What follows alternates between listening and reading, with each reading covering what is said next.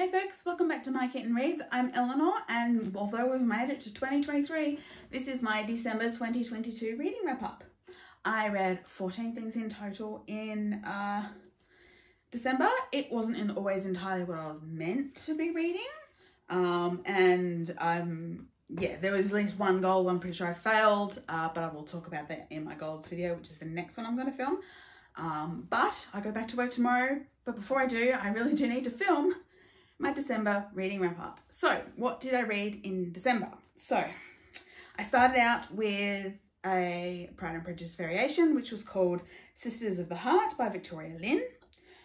So this one, I don't actually remember it all that well, but I had a look, and it was basically after Mary is born, Mrs. Bennet passes away, and then while Mr. Bennet is grieving, he gets compromised by a really horrible woman. And he fears for his daughters in her custody, so he gives them to the Gardeners to adopt. And so their lives go very differently. And at the same time, little Anne de Bourgh, who is the heir of Rosings already because her grandfather, I think, did not trust his son. And so Louis de Bourgh attempts to murder his daughter. Lady Catherine discovers this and runs away and ends up meeting the Gardeners and hiding Anne away with the Gardeners, who have bought an estate outside Bath. And so Anne grows up as sisters to the eldest Bennet sisters. And things go from there. So that was fun. Then I finished the reread that I started in the middle of the year and never got around to finishing, which was The Big Four by Agatha Christie. So this is a Poirot novel. Not a huge fan of this one. It's sort of an international conspiracy type story with some not great representations of Chinese people. So yeah, I'm not really keen on this one, but I have now reread it, so that's fine.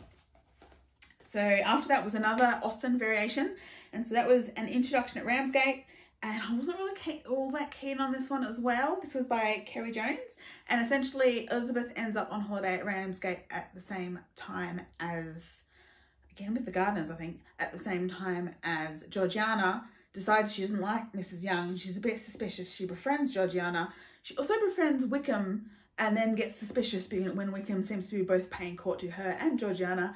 And she needs to try and reach out to Georgiana's cold and unfeeling brother. And things go from there. I didn't really like this one, I don't think. I think I rated it 3 stars, but I just wasn't quite to my taste. So there was that. Then I finished another reread, which is Anne of Green Gables by L. Montgomery. You all know that I love this book. And I picked it up at random during, I think I was doing reading sprints with another booktuber and was not really clicking with the book I was supposed to read. So after reading a bit of it, picked up Anne of Green Gables just for a quick reread. So I have finished rereading Anne of Green Gables, but I haven't gone on with the rest of the series because I had other things on my mind. So then, via audio, I finally finished rereading In an Absent Dream by Seanan McGuire. This is book 4 in the Every Heart a Doorway, Wayward Children series of novellas. Not my favourite one, to be honest. I struggled getting through this. This one, I think it's just because I do not at all connect with the character of Lundy, and I do not at all connect with the location of the Goblin Market, which is where Lundy goes when she's a girl. So not my favorite one of like, still wonderfully written and everything, but I just cannot connect with this particular novella in the series. But it's a series of novellas that's currently got like 7 or 8 novellas in it, so there are plenty that I do like. So yeah, so that was that. That was an audio reread. Then I finished my reread on Kindle of The Foretelling of Georgie Spider, which I had been rereading very slowly throughout the year at the gym mostly. The Tribe series by Ambelin and Kwaymullina. This is Indigenous YA fantasy, sort of, well, fantasy, more post-apocalyptic world with superpowers. But yes, I love these books. This is the last book in the series, and it's told mostly from two different perspectives. Georgie Spider, who makes foretellings and is having trouble making said foretellings because everything's sort of turned into a blizzard that she can see.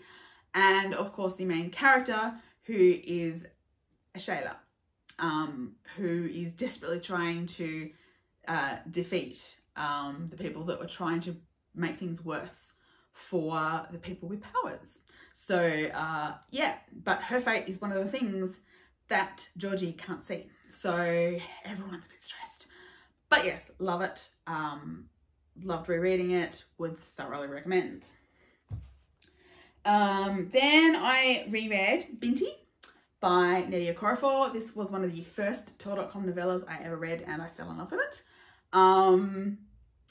In this, it is sort of a far future in space.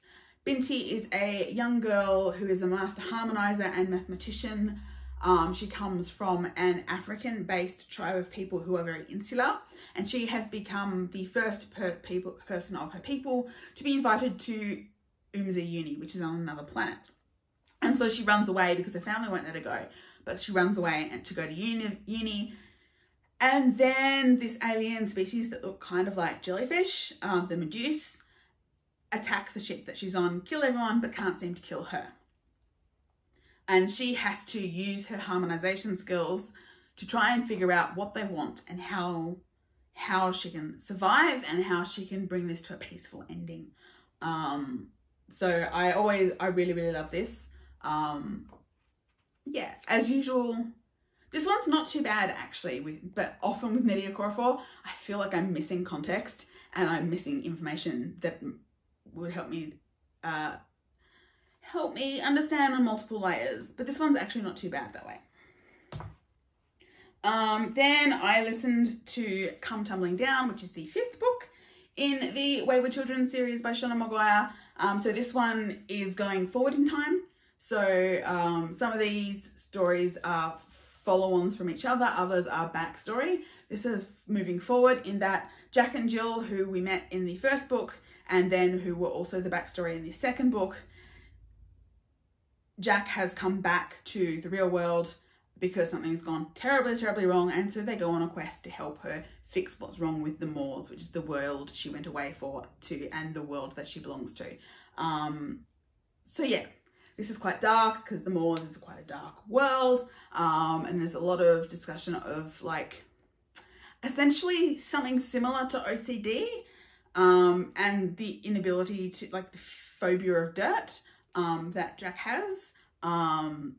But yes, so there are a lot of issues that are discussed quite sensitively, but also quite bluntly, because Jack is a very blunt character. In this, there is also at least one queer couple, and yeah, it's a very fun adventure. Then I read Lumberjanes, volume, which volume is it? Volume 12, Jackalope Springs Eternal. You know me, I love the Lumberjanes. In this particular one, their group leader, Jen, is like, they're so dull, they're not doing anything. Why aren't they participating in anything? I need to make up an adventure, because clearly they haven't had an adventure in far too long. So that's a great deal of fun. And they meet a new person and some new creatures while they're on an adventure looking for the mighty jackalope, which no one actually believes exists. So yeah, that's fun. Always fun. Then I reread another novella, which was not in either of those series previously mentioned. I reread The Word for World is Forest by Ursula LeGuin. This is a difficult read, because it's old, but it deals with very difficult subjects like rape and violence and colonization and war. It's really interesting because when I first read this, I didn't read the introduction, and I went, this is about colonization. And then this time I read the introduction, and then introductions went, this is about Vietnam. And I went, is it? And so I reread it again, and I'm like, well, some of the tactics and some of the stuff, technology and stuff in it is kind of Vietnam-y, but also it's about colonization. You can't move me from that opinion. It's about colonization. It's violent, it's vile, but it's really one of the most gut-punching but accurate and interesting representations of colonization in space that I have ever seen. So fun, well, not fun, good, but difficult. Then apparently I do not have a physical copy of this, I reread the second Binti novella, Home, in which she's been at UNZA Uni for a year and decides that she needs to go home for her coming of age ceremony, arrives home with her Medusa partner, her Medusa friend, as an ambassador, and discovers she doesn't fit in anymore. And nobody understands her, and nobody understands, she's gone away, she's had experiences, and those experiences mean that even her own family and friends just don't know who she is anymore, and she can't just slot back into her life. And much of the story is dealing with the confusion and the pain that brings, which is, yeah, a confronting read, but still a good read. So there was that. And then, because I got to the point where I was midway through reading some other things, but I just wasn't going to get it all done in time for to make my goal of 120 books by the end of the year. So I sat down and read all 3 Tea Dragon graphic novels. So previously I had read this one, which is The Tea Dragon Society by Kay O'Neill. But I downloaded them on electronically and reread this one, and then read the other ones, which are the Tea Dragon Tapestry and the Tea Dragon Festival. So these are cute little graphic novels that are kind of aimed at a young audience.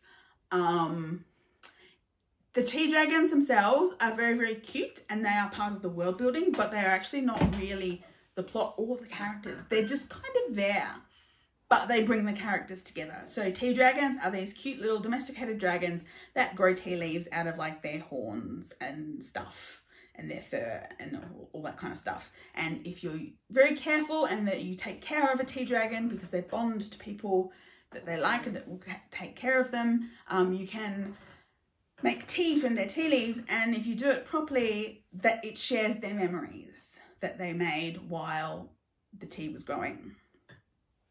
So, and usually happy memories. So it's a great honour to be offered to drink tea made from someone's tea dragon's leaves. But yeah, so the first one is just the Tea Dragons Society, where we meet our main characters and they discover tea dragons and start caring for them.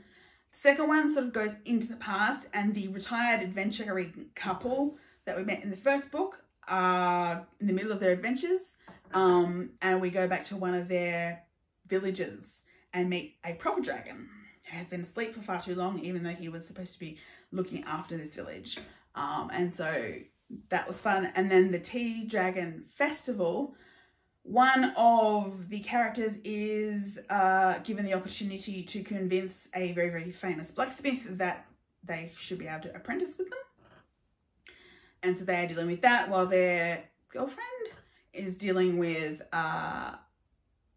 whether or not she wants to retrieve memories that she's forgotten about her past, and all that kind of stuff. So they're very sweet, they're very diverse, and they're very cute, and they are how I finished out my year of reading to reach my goal of 120 books, which I will talk about a bit more in the next video.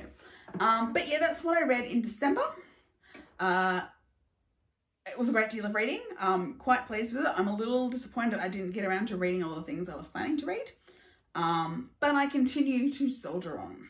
So yeah, if you want to discuss any of those books, you know I love to have conversation in the comments. If you want, please like and subscribe, and I will see you all again really soon. Bye.